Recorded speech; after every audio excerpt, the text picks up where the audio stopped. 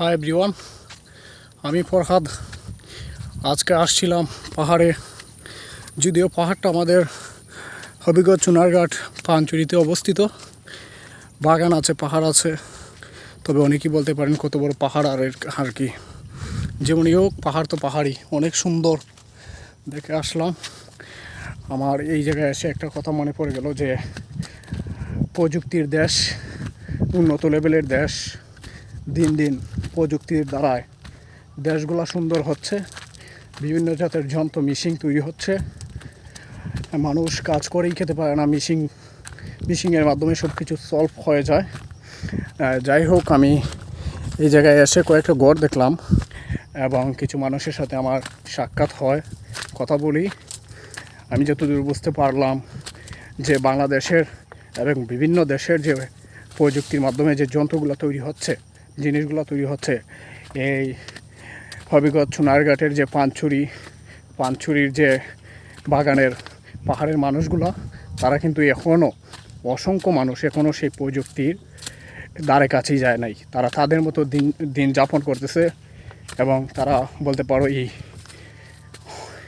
অনেক কিছু থেকে বিরত আছে।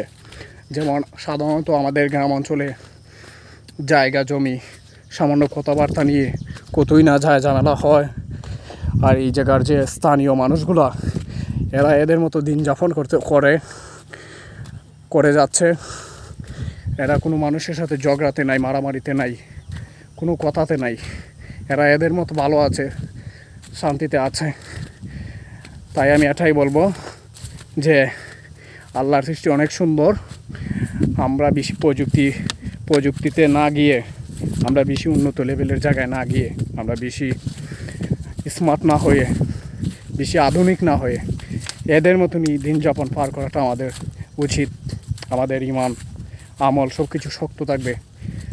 এবং একটা কথা কি জানো, যে আমি লিচুর বাগান থেকে আসছি, কাঁঠালের বাগান থেকে আসছি। এরা যেগুলো খাবার খায় একেবারে অরিজিনাল খাবার খায়। কিন্তু দেখা যাচ্ছে এখন আমাদের শহর অঞ্চলে, বিশেষ করে আমাদের যে শহর অঞ্চলের পাশের যে গ্রাম অঞ্চল, এই গ্রাম অঞ্চলেও কিন্তু বাজার থেকে যে আমরা লিচু কাঁঠাল কিনি, এগুলো কিন্তু বিশেষ করে ফরমালিন দিয়ে তৈরি করা। কিন্তু এই জায়গার মানুষগুলো কিন্তু এই ফরমালিনের মধ্যে এবং আশেপাশে নাই। তারা একবারে অর্গানিক খাবার খায়, এটাই আমি বলবো।